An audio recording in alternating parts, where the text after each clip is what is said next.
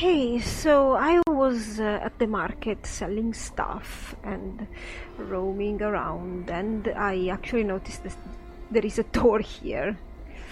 It's not open, it's at the very edge of the map, so we didn't...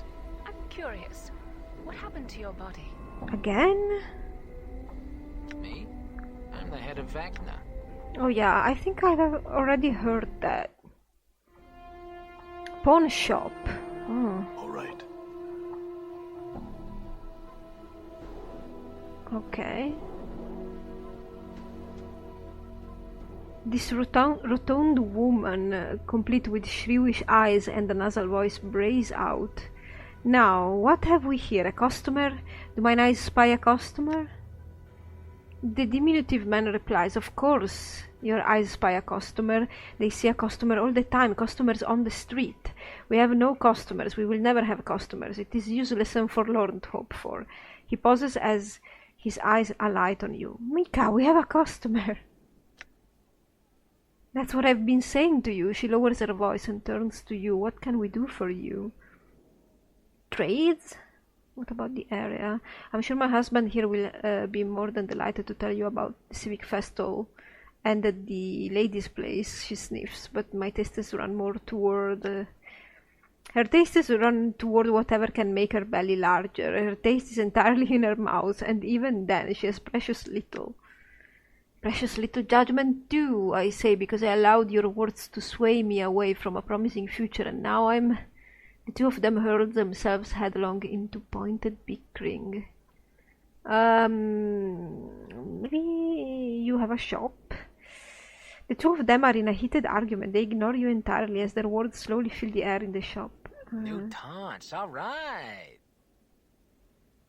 I'll just come back later then. Farewell. Hey, Chief, can you believe those two? They could teach me a thing or two. This guy? Hello. Oh. He went away? What about you? Talk to me. Our customer, Mika, our customer has returned. I have eyes, can I not see? I see him. Stop pestering me, wizened old bag of bones. She turns to you and modulates her voice. What can old Mika do for you?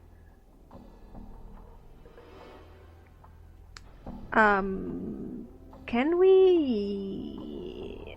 Okay, I hope... Okay, this is a general merchant. Thank God. Thanks. Oh, there's a locked something in there. All right. Let's see if they have more to talk about.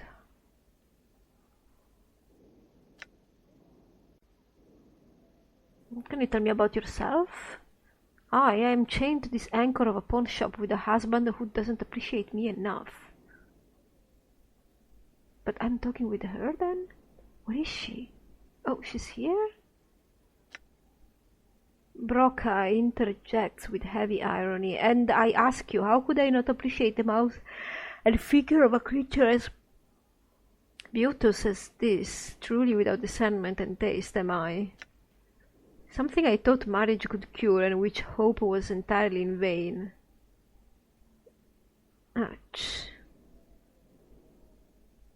The two of them thrust into yet another tedious argument and ignore you. You know what? Let's go. That's why there are never customers in there. Okay, well, that was new.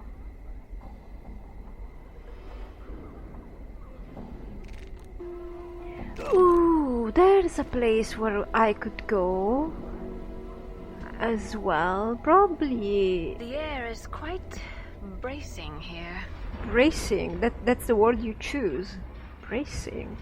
What about you, Hamris? Oh, I need to buy a coffin pillow. Thank God. It was easier than I thought.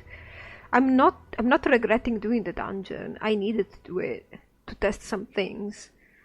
You haven't seen it all, but I kinda tried to test things. It worked most of the time.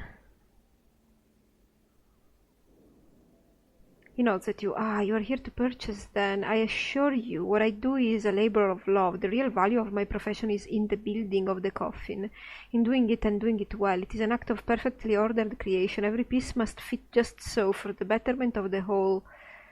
It is much like a metaphor for the harmonium philosophy. We create order and it is beauty. I just need a pillow.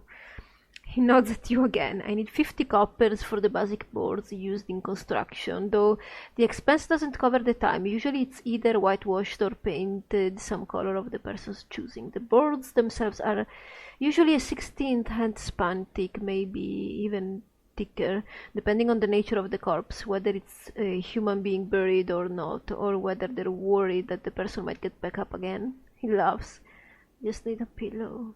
But why would I go buy a new one?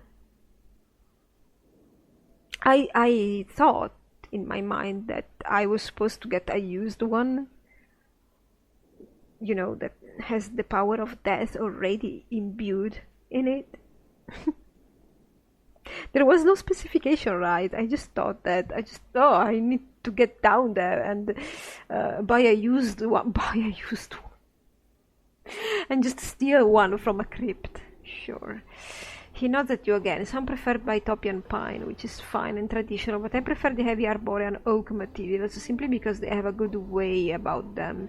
Even a 20th inch of the oak is stronger than a 16th of a handspan of pine. He pauses for a moment. Pillow. He nods at you. From there, I might need about a score multiplied by a score of steel wood screws, gauge about 8 by 1 and a quarter inch or so. Lots of shops around here carry them, not a big deal to acquire them. I'll also need some sort of metal pins for securing the interior lining, best to pick them up with the punch. Then there's the matter of the buttons and corner blocks, depending on how you wish to do it. Pillow. He places his hand on his chin, and although I usually let the natural wood speak the color of the coffin for itself, sometimes the person commissioning it wants it painted special or engraved. I don't usually do the finer work for that, though I am skilled, but contract it out. He pauses for a breath, and the handles alone are another matter entirely. He nods knowingly. What about the handles? Big thing, handles. Everything about handles depends on how the coffin is to be carried. You got skilled men carrying the coffin at shoulder height. Don't even need to worry about the handles. Professional pallbearers never used them, see? If you got your family and friends carrying the coffin, then the handles are necessary. You'll need some rope handles or even metal handles. It gives you a satisfied look. Can I have a pillow?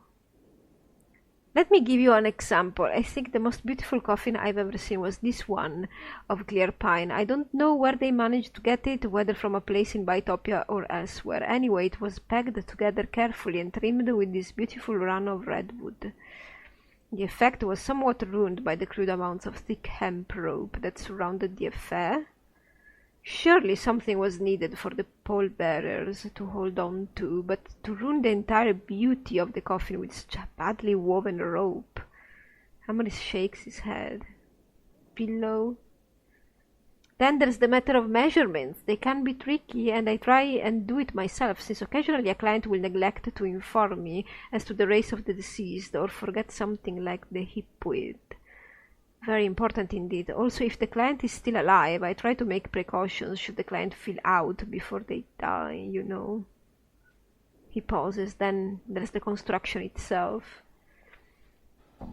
There's many different ways of attaching the sides and ends to the floor of the coffin and to each other. Some use internal buttons or corner blocks with plenty of wood screws to secure it in place. You can also do the fiend's tooth method.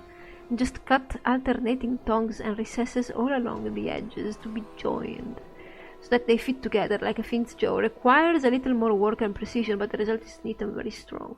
He pauses to breathe once again, and breathes.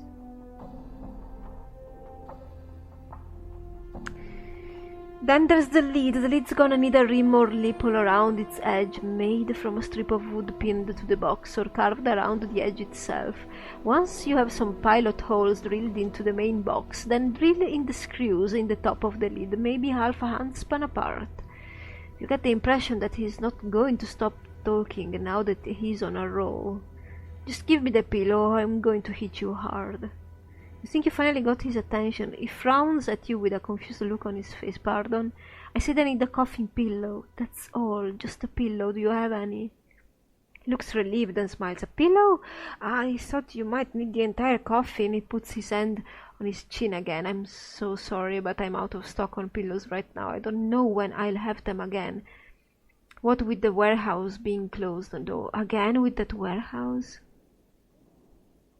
What about that? Yes, the warehouse where I store my goods is having internal problems of some sort. New management or some such nonsense. Okay, I think I've already read that.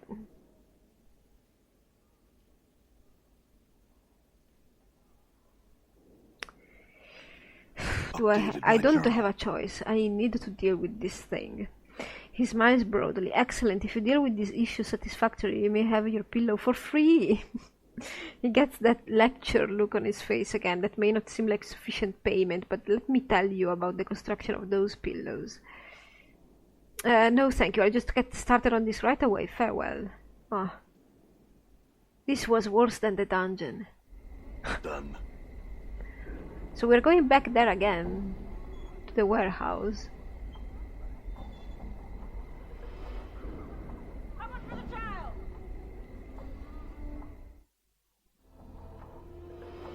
We're going to talk with this guy, right? Oh yeah, and we are going all the way around.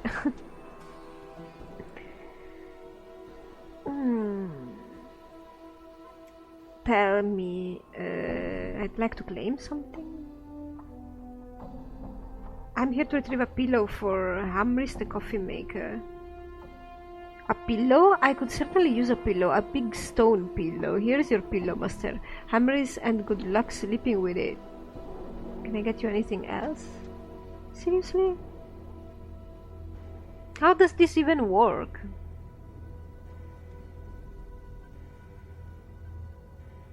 How does this even work? I thought I was supposed to sort out a shipment for him.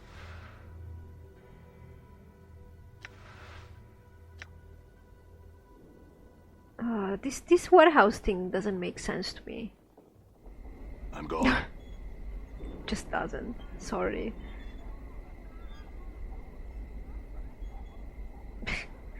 So now I'm going to him because I've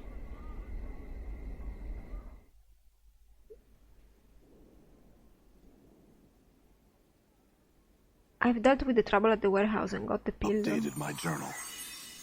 He smiles and nods. Well done, Cutters. I said you may keep whatever you recovered from the warehouse as your reward. Thank you for your help. But if I have recovered something for you, why am I keeping it? I mean, you're a bad businessman. Bad. Very bad. Done. On many levels. So now I'm going straight to the dream machine. To Xander. Was it the... Neil Xander? Alright, yeah, that's him. Guys, I hope we will finally access that. Alright.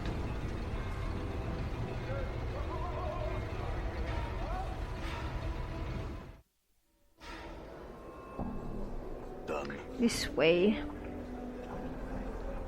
Nothing has moved in here.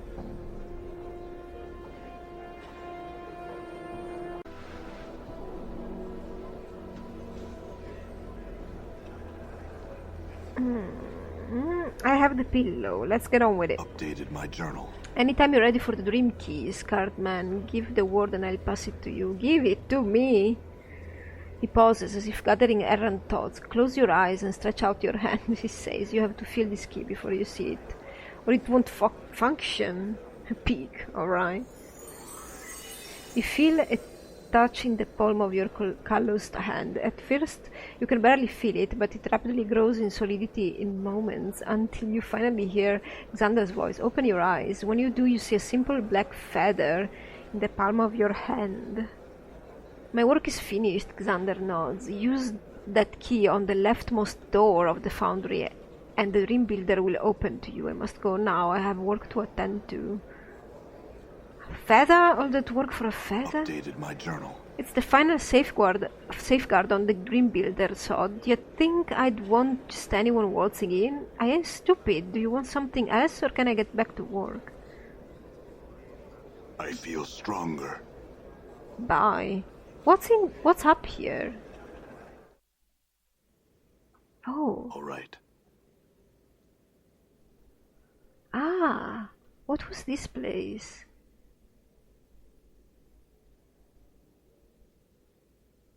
Probably somewhere I shouldn't be. Done. What quests do I have? Oh, Requins.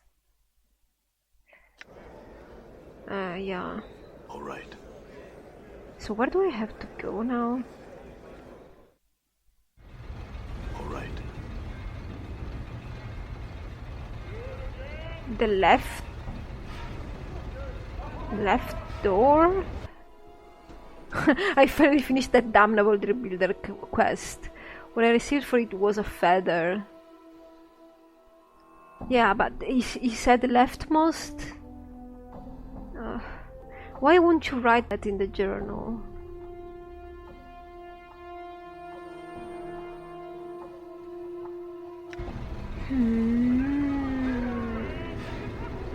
This one I can't access.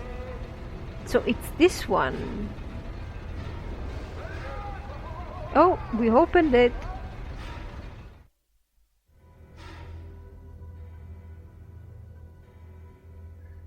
You find yourself standing under a hangman's noose.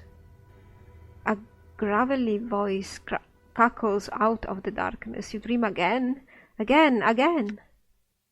Your body seems strangely light and airy, like you've lost control of it, like the winds blow you where they will.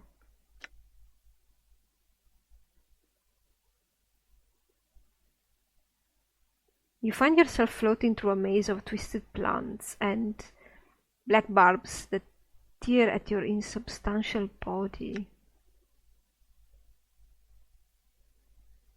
Creatures of nightmare pull themselves from the ground and walls and rip at your flesh. Their furious attack drives you into unconsciousness. Good Lord.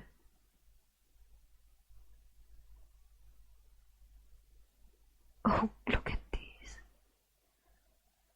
You are standing in front of a tower of skulls that babbles at you, but you can't understand the words. A clattering behind you distracts you, and you see a battalion of fiends rushing you.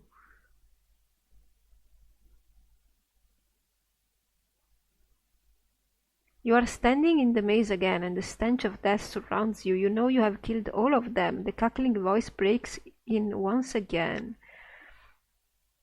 Oh, my pretty little puzzle. You have killed these and so many more that I have lost count of them all. You are stricken mute and cannot reply. Come to me, my puppet. Come to ravel in her black barbed maze. Come dream with me. I shake myself awake.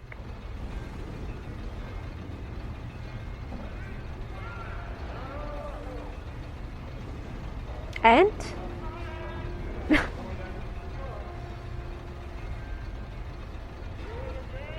I think I've been scammed by that guy.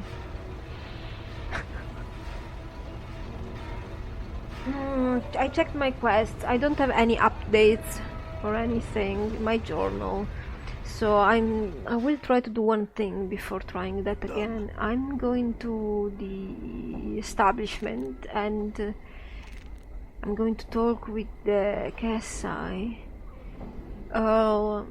I don't know why do I want to do that. Didn't she talk about dreams at some point? I believe so. I might be mistaken. All right. Oh, thank God there is no double of grace.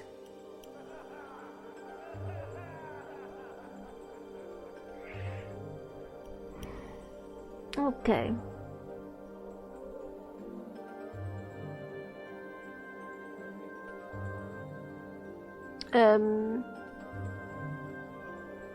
I cannot tell her about my dreams?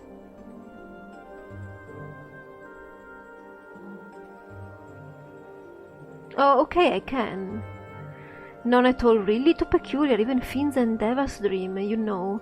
So what are these few dreams about? Kesai leans towards you, eager for a response.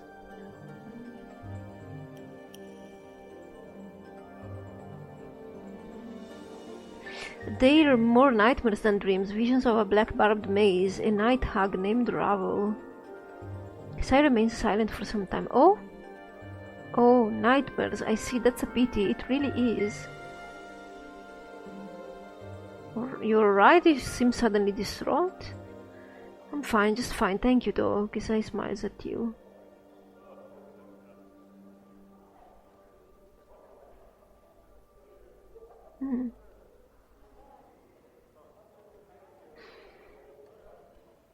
It looks like because it looks like she got again a little bit sensitive when the name Ravel was said, but I don't think I can tell her anything else. Yes? So I'm talking with her from Grace, and I asked her about details she doesn't want to share with Ives. That is correct.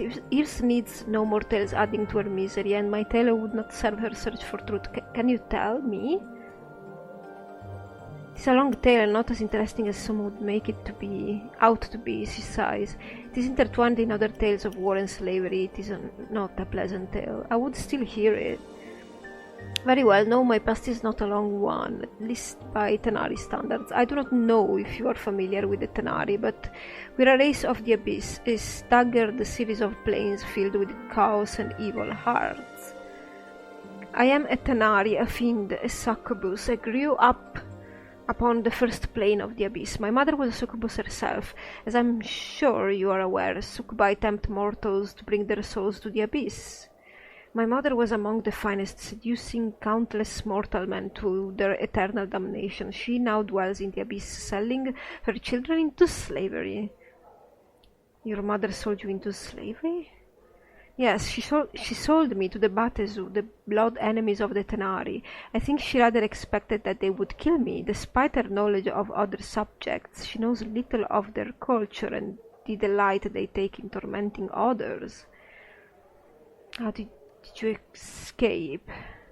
The Bates were a proud species. The thought that Tenari could best them at anything was intolerable to them, so I challenged one of the proudest of the pit fiends to a contest of improvisation, and my Tenari nature afforded me an advantage. You see, the Tenari are creatures of chaos, wild and unpredictable. The Batazu are more cunning, with orderly hearts.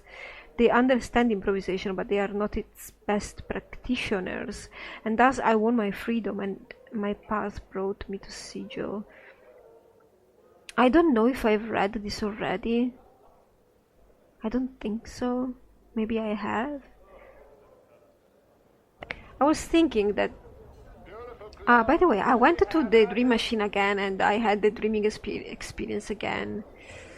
Nothing really happened. I'm trying to go to see whatever I have not done around here. There is still Jumble that I could try and... Well, my charisma has raised considerably since I've seen him last time. So maybe I could, I don't know, convince him to release Reekwind.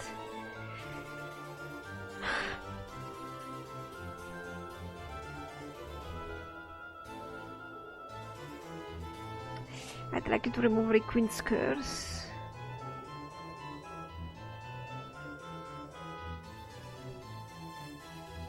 Is there anything I could do so that you'd remove Reekwind's curse?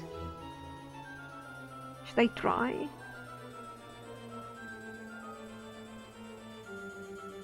Remove his curse before I'm forced to hurt you? Jumbo raises on one eyebrow and takes a step back. He opens his mouth abruptly and Though his lips and or throat don't move to shape any words or sounds, a torrent of incomprehensible babbling begins to pour forth. What Updated my journal.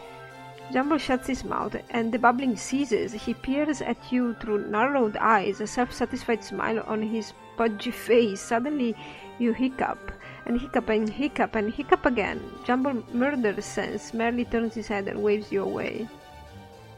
Oh, looks like you just got a curse thrown down at you, Chief.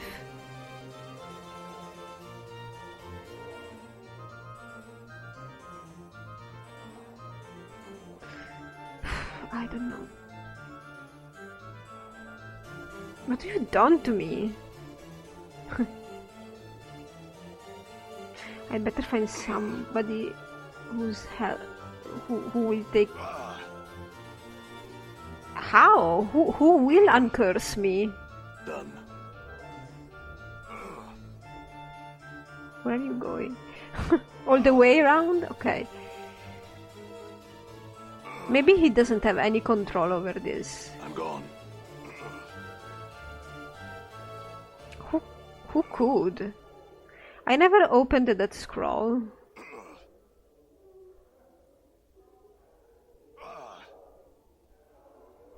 Whoever could. Oh, you? I don't think I've talked to you. It's clear there's something very wrong with this man. The way he lurches about, bumping into things, staring off blankly into space. As you approach him, you at last realize his plight. He's headless. But he has a head. The thing on his shoulders is merely a skillfully carved wooden prosthesis. A false head. The headless body stomps, fumbling for a moment, and pauses. Its hands begin to reach out, as if trying to feel exactly where you are. After a moment, its fingers brushes your forearm. It clutches your arm and follows it up to the shoulder, then your head. As it feels your face and the head, its hands brush your neck, as if it were checking for something. Finally, it grabs your hand and shakes it vigorously in greeting. You notice that its skin is cold and slightly clammy. Do you understand me? The figure makes a series of hand motions, then waits for a response. It seems like it's asking a question. What? The headless body taps its foot for a moment, scratching at the chin of its prosthetic head. Can you write? Suddenly it raises a finger as if struck by an idea. It points at you, then at the eyes of its wooden head, then at you again. It then indicates its wooden head with both hands, shrugs and points at you.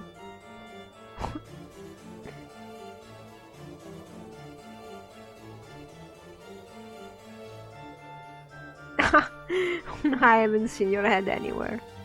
The headless body shrugs, slumps a bit and turns to amble off.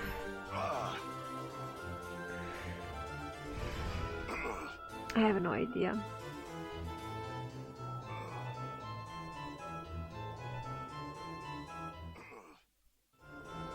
All right.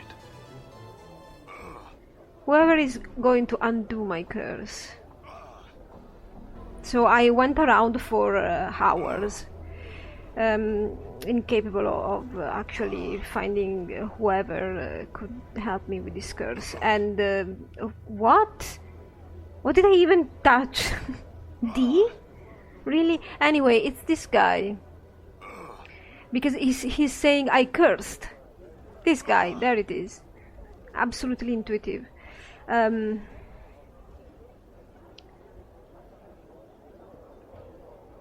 You're a master of curses. Perhaps you could help me.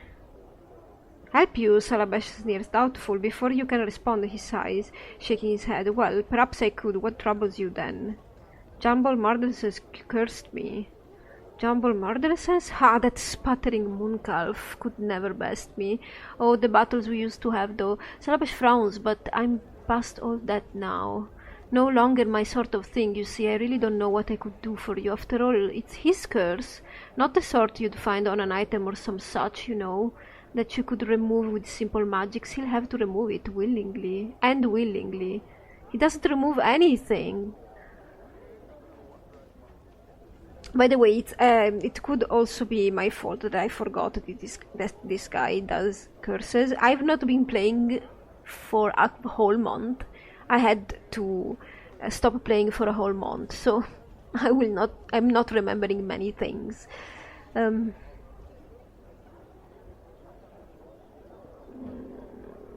Well, could you teach me a curse then that I could use on him?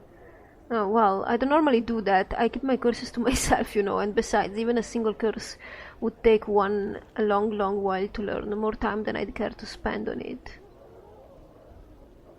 Perhaps you're just worried your curses aren't good enough to best him anymore. What? Of all the ridiculous... Now, look here. You knuckle-dragging sack of scars. Salabesh the Onyx is the master of curses, and there is no other. Why, I could give you but a single phrase that would render that nincompoops cursing wholly impotent. Percy lips look skeptical. That's it, you've made me do it. Salabesh utters a short string of impossible syllables, words of power which you note mentally for later use against Jumble. There, see what that does to him? And tell me, Salabesh the Onyx isn't the master of curses then? I'll try. We're going to try. Wait, he's down here. I was hoping to do something with my charisma and Jumbo, but that did not work. I just had to... Where is he? This is the only way it could go, apparently. I still have to experience... But are you kidding me? Where is he? Okay. I'm so... Okay, he's... I'm so worried that some other bug pops up. Come on. Throw the curse Salabesh taught you at him. Jumbo stares at you with a somewhat skeptical expression as you speak the arcane syllables of Salabesh's curse. After a moment of awkward silence, the Xaositech mage notes that nothing seems to have happened, and an evil grin spreads across his face. He opens his mouth to retaliate with another curse of his own, only to realize he has no voice. Salabesh's curse has removed Jumble's ability to speak, thereby destroying the Xaositech's ability to curse others. He clutches at his throat, panic welling up in his eyes. Looks like the tables are turned, Jumble. What do you think it will happen when anyone you've ever cursed finds out you can't speak or curse anymore? Jumble drops to his knees, a pleading expression in his eyes. He looks ready to burst into tears. Will you remove the curse you placed on me and swear never to curse another who didn't mean you harm? Yeah, because he swears. Sure. Really? Jumble places his hands over his heart and nods vigorously. Very well. I'll remove the curse then. But weren't you mute? Okay. Updated my journal. Jumble sighs with relief as you remove Salabesh's curse from him. He in turn removes his own, and your hiccups finally stop. He then bows humbly and casts his eyes to the floor. I'd like you to take your curse off Requin's as well. Updated my journal. Jumble nods, pouting, and with a wave of his hand removes Requin's curse. Are we sure? Done. Are we sure? I'm going to visit Requin immediately. So maybe we can, take off that from our list of things to do.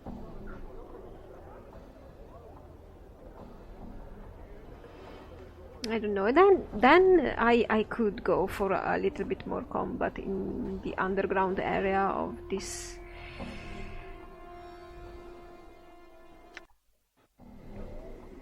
part of town. So he was here, right? Requind. You see, Requind, his eyes have reverted to their normal size, and he is no longer assailed by the twitching spasm that you noted before. He is smiling, and he looks considerably cleaner than before. Greetings, Requind. He looks at you amazed. It stopped. It all stopped just like that. He snaps his fingers, then looks down at himself. Power is above. He laughs. I feel clean again. Good to hear it. Jumble didn't want to remove the curse, but I got it out of him. I thank you, sir. He looks flustered. I have nothing to pay you with, but you are in my good graces, he shrugs. For whatever that is worth, he frowns, then stands straight. I will tell the story of your kindness to all who will listen. Actually, do you have any stories you haven't told me already that could be payment enough? That you haven't told me already? Of course, Requins looks around. Oh, I've had enough of telling tales for a while. Do you have something I could write them in? Journal? Updated my journal. Requins takes the journal. He scribbles for a while, then hands it back to you. There you are. If you would never use that name again, I, among others, would be thankful. Yes, probably. How should I call you? My name is... He suddenly catches himself and smiles. No, perhaps I shall keep that to myself this time. Yeah, you do that. He nods respectfully to you. Thank you again, good sir. So, we have something in our journal then?